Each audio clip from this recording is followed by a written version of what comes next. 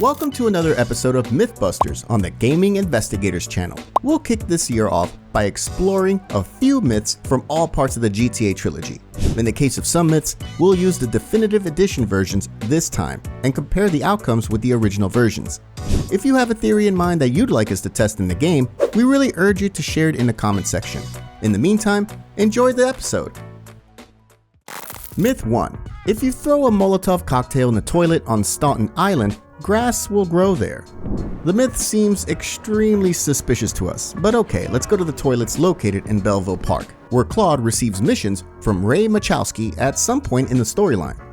There's nothing left to do other than toss the Molotov cocktails now that we're here.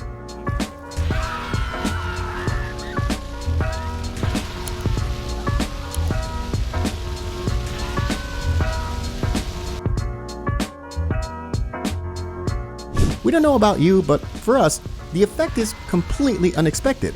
It's hard to explain how grass grows in the restrooms in Belleville Park after a Molotov cocktail is thrown. We just don't know how it works. Additionally, it turns out that we can't get this effect in the original GTA 3. Nothing occurs when we throw a Molotov cocktail. The only visible thing are the black marks where the Molotov cocktails exploded. Please let us know in the comments if you've heard of this oddity or know why this strange circumstance appears in GTA 3 Definitive Edition. And now, we're moving on to another myth.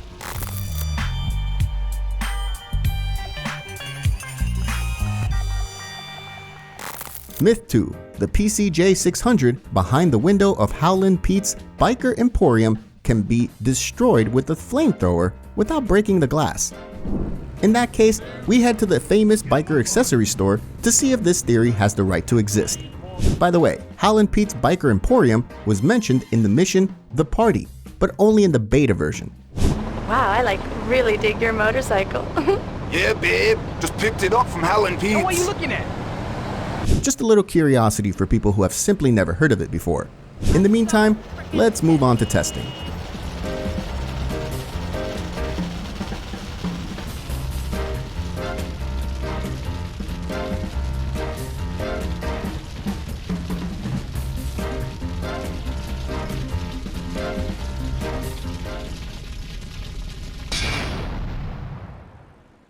So the matter is clear. As you can see, the PCJ behind the window of the Howlin' Pete's Biker Emporium can be destroyed with the flamethrower without breaking the glass.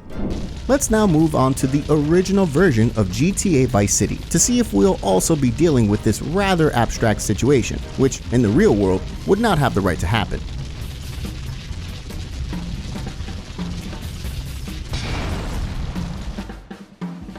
After the test in the original version, the conclusion is rather simple. In both editions, we're dealing with a strange situation in which the glass lets fire through, as a result of which we can destroy the motorcycle without breaking the glass.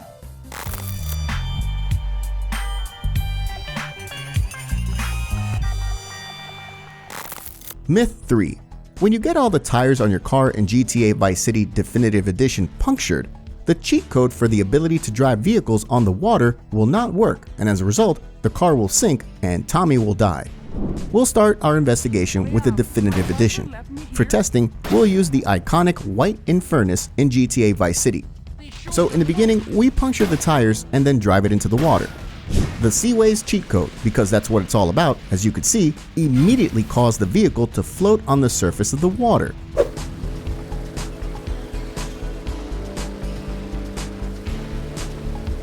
We also made a test in which we entered the Seaways code before entering the water, but then we didn't receive any surprising results, which would of course be the sinking of the vehicle. And just out of pure curiosity, let's check out the original version of the game and what that has to offer on this topic. As you can see, no changes in the opposition to the Definitive Edition. In conclusion, this destruction of the tires on the vehicle does not affect its buoyancy after entering the code Seaways, which allows us to drive vehicles on water. In short, the Seaways code will work perfectly regardless of the condition of the tires on your vehicle.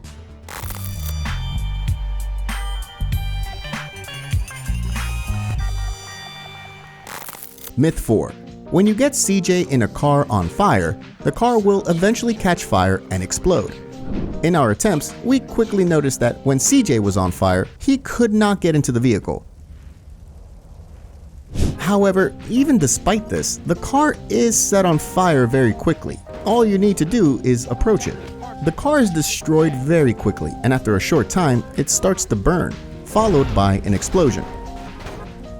This is very significant because in the case of this myth, we also took a look at what happens under such circumstances in the original version.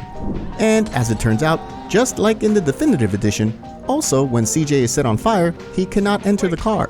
However, what differs from the tests performed in the original is that there's no effect of the destruction of the car, which eventually leads to an explosion.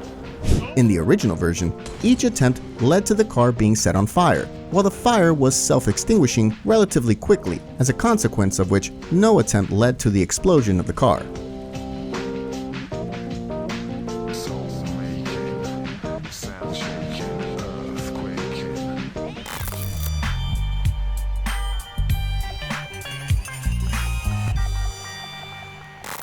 Myth 5. In the Definitive Edition of GTA San Andreas, the tracksuit looks different than it was in the original. On the other hand, this myth will be confirmed by us immediately. That's because, as you can see in the attached screen, the outfit simply looks different. This is noticeable at first glance. It's a very cool and interesting fact.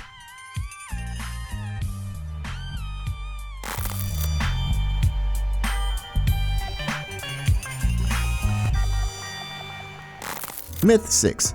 After burning a pedestrian in any part of the trilogy, he will never have blood dripping from it.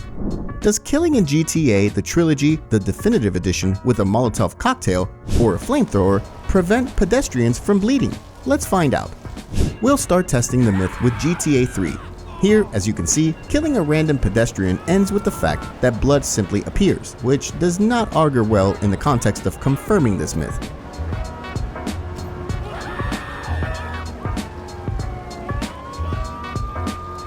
We could bust the myth right here and right now, but just to be sure, let's see what happens in the other two games. As you can see, in GTA Vice City, the effect is exactly the same.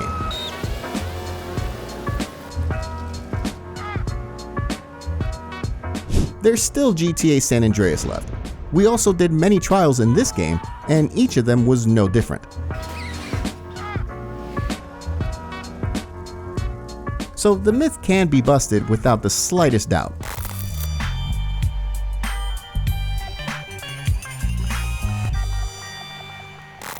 Myth 7.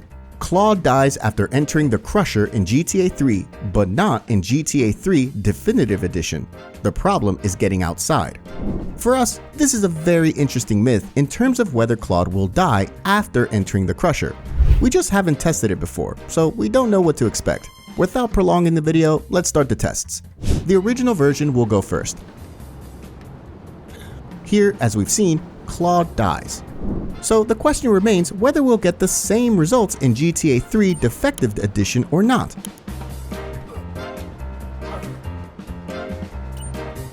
As you've seen in both versions, the results were exactly the same. Claude dies in both cases, so there's no doubt here either. Myth busted.